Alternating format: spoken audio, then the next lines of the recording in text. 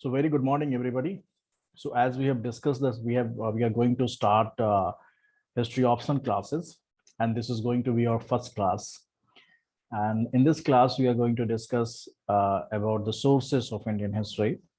So we are taking the optional from ancient India to medieval India and modern India, and then we'll discuss about the facts regarding world history. So without wasting time, let us go directly to the topic, because I know that your time is very precious now, since mains is very nearby. So I will do one thing. I will share this screen with you so that you can see whatever I'm going to have with you.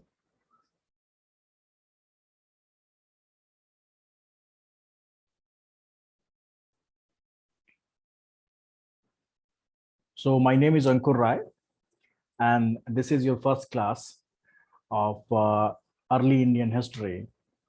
I mean, ancient Indian history. And under this, we are going to study about the sources of early Indian history.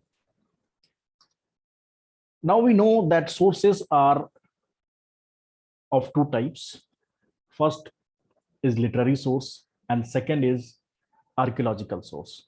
Literary source meaning thereby we have the books, we have manuscripts written by the writers, and archaeological source includes the excavations, the explorations. For example, some sites are excavated, like in Harappan Valley civilizations. Everything is whatever knowledge we are having is because of the excavation happened on the site. Similar excavation happened on the site of Kumrar in Patna.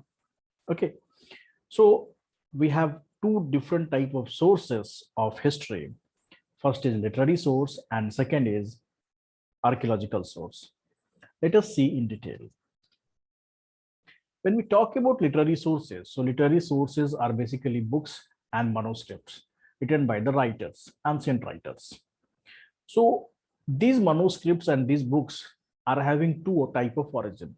First, they are having the Indian origin, or second, they can have the foreign origin. It means the Indian origin, I mean indigenous content, and foreign accounts both provide the information about Indian history. Now, indigenous history books or indigenous literary sources are also categorized in two forms. First is religious, and second is secular. Okay, so in ancient India, when we study the manuscripts and books, we find generally that the informations are provided in a mixed manner. But there are some books which are completely secular in nature.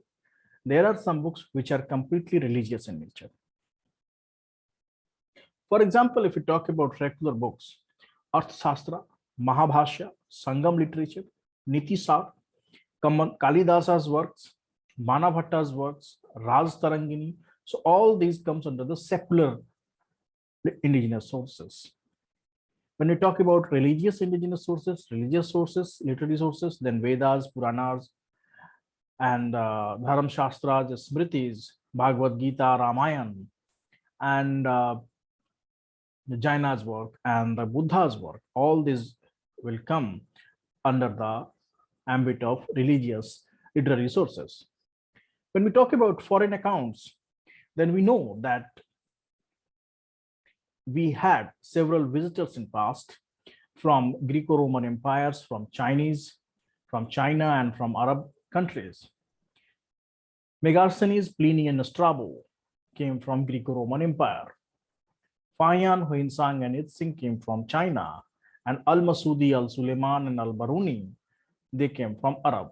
There were many other writers also from these countries who gave a detailed account or brief account of Indian history. When we talk about archaeological sources, then excavations and explorations are the main component of archaeological sources. Numismatics, I mean study of coins, and epigraphy means study of inscriptions, are the major part of the excavation and exploration. In exploration, we study in detail about the monuments, about coins, about inscriptions, about pottery, about tools, about ornaments, and about all other small things which have been discovered. For example, from Harappa, large number of seals are discovered. On those seals, some languages are inscribed, some symbols are inscribed. So because of those seals, we can identify the culture, we can identify the properties, the characteristics of the civilization. Now we have the main content we are going to see, the relevance of the literary sources. So whatever we are going to study, that is going to be the direct relationship with the questions which are being asked by the UPSC in the examination. So there are n number of resources available to you, and all those resources will take you to the same path. But since we have less time, we try to combine everything in a crisp manner so that you can have very fast revision of all the syllabus. So let us go to the relevance of literary sources. The first and foremost relevance of literary sources is that they provide most valuable information from Vedic age till now. If you see the politico-administrative life of the era, then Arthashastra, which was written by the Kautilya was the prime minister of Chandragupta Maurya. He wrote about the detailed administrative machinery of Patliputra. He wrote about the works and functionaries of officials. In Nitisara, Kamandaka wrote the same thing. Kamandaka was the prime minister of Chandragupta during 4th century AD. Literary sources also provide information about socio-cultural life. For example, Vedas and Dharmasastras provide information about the Varna system, the Gotras, the marriage, divorce, life of widows, etc. Literary sources also provide information about economic life. You can take the example of Arthashastra, which provide information about taxation, trade routes, occupations of the people, merchants and trading guilds. Sangam literature provide the economic activity of Tamil land. Foreign accounts like Greco-Roman, Chinese and Arab writers wrote about their trade relations with the Indian kingdoms. Literary sources also provide information about the religious life. Veda, Purana, Dharmasastra, they all provide the contemporary religion of the people living during that time. Literary sources also provide information about science and tech. We can take the example of Charak Samhita, Sushruta Samhita, Aryabhatyam, Siddhant Shiromani. Charak Samhita deals with the medicinal science, Sushruta Samhita deals with the surgical science. And these two books are till now extensively used by the Ayurveda students. Aryabhatyam and Siddhant Shiromani contains various informations about mathematics, astronomy. Indian relation with outside world was also described by the literary sources. For example, Indica, which was written by Megasthenes. Megasthenes was the ambassador, Greco-Roman or Bactrian ambassador in the court of Chandragupta Maurya. He wrote about the comprehensive relationship between the Mauryan Empire and the Bactrian Empire. Wars and battle fought by the kingdoms, territorial extent of the empires, rise and fall of the various political entities, and change in the political system of the era was clearly given by the contemporary sources. For example, Vanabhatta, who was the court poet of Harsh Vardhana, he wrote the the achievements of Harsha in Harsha Charita. Now we talk about the limitations of literary sources. If you talk about the limitations of literary sources, no literary source of any kind is available prior to the Vedic age. Although Vedic age also comes under the proto-history era, because there was no script. But we have the literary information about the Vedic age. But prior to that, even for Indus Valley civilization, we have the script, but the script is not yet deciphered. Prior to Vedic age, Stone Age, Chalcolithic period, we don't have the literary information. It means 99.9% of the history of human beings in India or anywhere else are not having the literary account or the written account. Literary sources are not having true historical character. When we say historical characters, history is basically the chronological account of the happenings of past. So the writers who wrote the literary sources, they did not pay attention to the chronology. They wrote everything like storytelling. But again, since they were not the historians, they were not writing for the sake of writing history. I believe that this happened because of this. Now, literary sources are not having the continuity. For example, for Vedas, for Vedic period, we are having the literary source. For Mahajanpadas, we are having some literary sources. Mauryan period also, we are having some literary sources, but for post-Mauryan period, around 500 years, we do not have that much literary sources available. Satvahanas and all Indo-Greeks, we do not have such written accounts.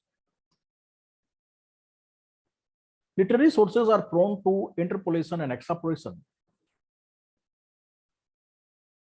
Meaning thereby, it is very difficult to decide that whether the literary works belong to one era, one time period, or different time periods. Many informations of Vedas were added later on. Some chapters of our Shastras were added during Gupta periods by a person known as Vishnu Gupta. So people used to get confused with Kautilya and Vishnu Gupta, who wrote our Shastra.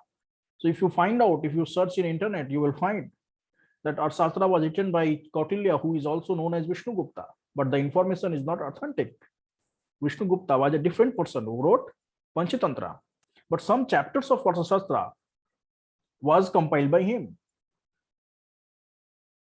Literary sources are also prone to the personal bias of the writer, because the writers were generally the court poets, and those poets cannot go against their masters. So they generally did not mention about the failure of the kings. For example, Bana Bhatta did not write about the failures of Harsha. His defeat with the hand of Pulkesin II was not at all written by Bana Bhatta in Harsha Charita.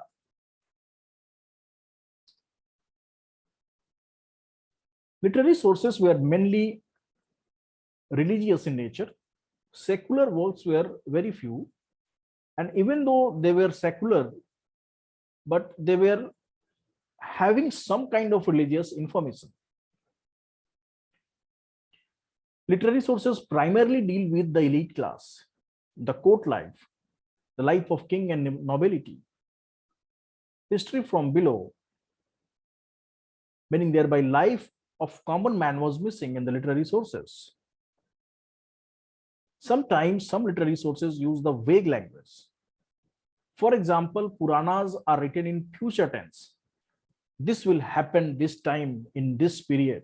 So like this in Puranas, they are written.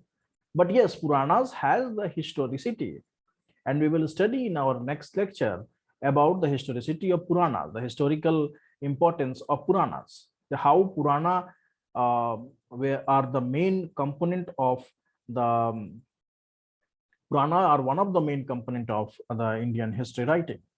That we will see in our next class. But Purana also used Vedic language. The time period of many literary sources are not known precisely. For example, Ramayana and Mahabharata, if you see, they covered a very long period. So you cannot exactly define that from which time period to which time period Ram has the historicity of Ram is there, from which time period to which time period historicity of Krishna is there. If you talk about Rig Veda itself contains the span of 500 years. So exact dates are also missing in sources like Arthashastras and Kalidasa's work. So people tends to get confused while reading them that whether Kalidasa was in the court of Mauryas or Kautilya was in the court of Guptas, because of the reason that some part of Arthashastra was written by Vishnu Gupta, who was present during the Gupta age. So this was the reason, because the time period was not known very precisely. Many dimensions of human life, such as technological progress and quality of life, cannot be easily inferred on the basis of the information provided by the literary sources. The true information of these dimensions can be carried out only by having a look at ground realities or other sources of history, for example, archaeological sources. So we have studied the significance and the limitations of literary sources. We have also studied the type of sources which we are having. Based on that, there are 5 questions which have been asked by the UPSC in previous years. Let us see one by one. The first question is, describe various sources used in reconstructions of early Indian history. So we can easily write that there are 2 types of sources. First is literary source and second is archaeological source. Under literary source, we can mention that we are having indigenous accounts and foreign accounts. Under indigenous accounts, we can write about the religious sources and about secular sources. And for foreign accounts, we can write about the information provided by the Megasthenes. We can write about the Pliny, Strabo, etc. Next question is, critically examine the significance of literary sources in the study of early Indian history. Now see, the key word is critically examine. So critically examine, if you're writing, means you have to write about first the negative points, and then you have to counter by the positive points. So this is one way, or you can do the vice versa. If you see the question is saying critically examine the significance of literary sources in the study of early Indian history. So if the question is given in the positive light, you have to write contradiction negatively. If the question is given in negative light, then you have to write contradictions positively. How? Let us see. Significance of literary sources in the study of early Indian history. We have seen 5 to 8 points. Okay. What were those? See this. Politico-administrative life, socio-cultural life, economic life, religious life, science and tech, relation with outside worlds, wars and battles. Okay. So all these informations were provided by the literary sources. But it is saying that you write, you have to write critical. You have to be critical about, you have to examine all this significance, all this relevance critically. Then you will write about the limitations as well. Or you can do that, you can write about them also. That politico-administrative life, Arthashastra was written by Kautilya, but major information was not provided by them. So what could be the major information? The detailed information was not provided by them. Some contradictions were there with the Arthashastra and what Megasthenes had wrote in Indica. Okay. So what Arthashastra Kautilya wrote and what Megasthenes wrote, they were having the two different account of the same time period. But what you should do is, you should not go into that much detail. You can write about the relevance of the literary sources, and then you can write about the limitations of the literary sources, and your answer will complete. Okay. Now, third question is, why do the literary sources fail in providing a complete picture of early Indian history? It is completely regarding the limitations. Why it failed? It failed because of these limitations, and you have to write about the limitations. Next question is, it is difficult to construct early Indian history only on the basis of literature. Elucidate. Why it is difficult? It is difficult because of its limitations. Correct? So here also, if you write about limitations, it will complete your question. Now, throw light on the limitations of literary sources used in the reconstruction of early Indian history. It is completely about the limitations. So using the information which I have provided in this lecture, you can easily cover these 5 questions which were previously asked. In the next lecture, we will see the next topic which is given in your syllabus. See, we are trying to cover the syllabus as soon as possible. Why? Because for study history, you need, for having a graduation, you need 3 years. For having masters, you need 2 years. And for having PhD, you have some more years. So we are not here for having the PhD. We are here to cover the UPSC syllabus and what are the questions asked by the UPSC, whether we are able to cover those questions with our study or not. So in each session, we will cover some part, and then we will see whether we are able to cover the questions which were being asked previously by the UPSC or not. Okay. So that's all from today. Okay, see you in the next lecture. All the best.